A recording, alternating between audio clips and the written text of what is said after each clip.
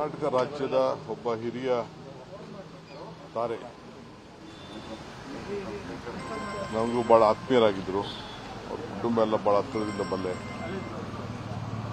ಅನೇಕ ಸಂದರ್ಭದಲ್ಲಿ ಸರ್ಕಾರದ ಅನೇಕ ಕಾರ್ಯಕ್ರಮದಲ್ಲೂ ಕೂಡ ಪಾಲ್ಗೊಂಡು ನಮಗಂತೂ ಸಂಪೂರ್ಣವಾದ ಆಶೀರ್ವಾದವನ್ನು ಮಾಡ್ಕೊಂಡು ಬಂದಂಥ ಒಬ್ಬ ಹಿರಿಯ ತಾರೆ. ಅವರ ಆರೋಗ್ಯ ಮಧ್ಯೆ ಸ್ವಲ್ಪ ಹೆಚ್ಚು ಕಮ್ಮಿ ಆಗಿತ್ತು ಅನ್ನೋದು ಕೂಡ ನನಗೆ ಗಮನದಲ್ಲಿತ್ತು. ಕರ್ನಾಟಕ ಸರ್ಕಾರ ಮತ್ತು ವೈಯಕ್ತಿಕವಾಗಿ ಅವರ ಆತ್ಮಕ್ಕೆ ಶಾಂತಿ ಸಿಗಲಿ ಅಂತೇಳಿ ಹಾರೈಸ್ತೇನೆ. ಮತ್ತು ನಾವು ಕೂಡ ಅವರ ಬೇಕಾದಷ್ಟು ರಾಜ್ಕುಮಾರ್ ಅಲ್ಲದೆ ದಕ್ಷಿಣ ಭಾರತದ ಅನೇಕ ಚಿತ್ರನಟರು ಕೂಡ ಜೊತೆಯಲ್ಲಿ ಅಭಿನಯಿಸಿ ಒಳ್ಳೆಯ ಹೆಸರನ್ನು ಕೂಡ ಪಡ್ಕೊಂಡಿದ್ದರು. ಅವರು ಇಡೀ ನಮ್ಮ ದಕ್ಷಿಣ ಭಾರತಕ್ಕೆ ಒಂದು ದೊಡ್ಡ ಗೌರವವನ್ನು ತಂದುಕೊಟ್ಟಂಥ ಒಬ್ಬ ಹಿರಿಯ ನಟಿ.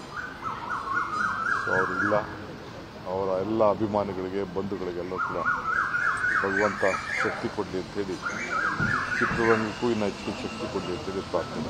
ನಮಗೆ ಯಾವ ಒಡನಾಟ ಹೇಗೆ ಸರ್ ಅವ್ರ ಜೊತೆಗೆ ಲಾಸ್ಟ್ ಟೈಮ್ ಭೇಟಿಯಾಗಿದ್ದೇವೆ, ಮಾತುಕತೆಯನ್ನು ನೆನಪಿಸ್ಕೊಳ್ಳೋಕೆ ಇಷ್ಟಪಡ್ತೀನಿ. ಖಂಡಿತ ಇತ್ತು. ನಾನು ಇನ್ನೊಂದಿನ ಅದರ ವಿಚಾರ ಮಾತಾಡ್ತೀನಿ.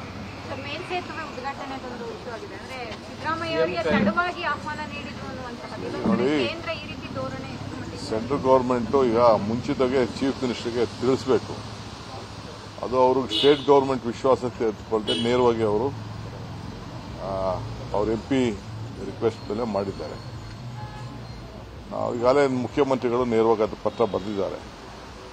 ನೀವು ಇಂಥ ವಿಚಾರ ಎಲ್ಲ ನೀವು ಮಾಡಬೇಕಾದ್ರೆ ನೀವು ನಮ್ಮ ವಿಶ್ವಾಸಕ್ಕೆ ತಗೋಬೇಕು, ಟೈಮ್ನ ಅಡ್ಜಸ್ಟ್ ಮಾಡ್ಕೋಬೇಕು ಅಂತ. ಯಾಕೆಂದರೆ ಇವತ್ತು ಇದು ಒಂದು ತಿಂಗಳು ಮುಂಚಿತವಾಗಿ ನಾವು ಕೊಟ್ಬಿಟ್ಟಿದ್ದೆ.